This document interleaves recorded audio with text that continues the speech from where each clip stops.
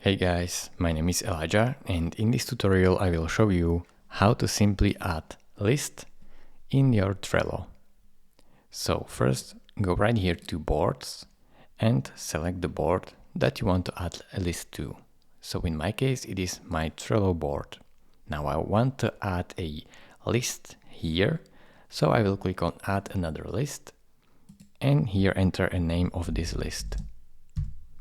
Then I will press on add list, and in this list I can simply add a card. So if I want, I will add a card and click on add card.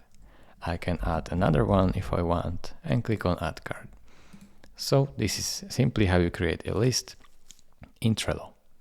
Thank you for watching. If this video was helpful to you, consider subscribing and liking this video, and I will see you in the next tutorial. Bye bye.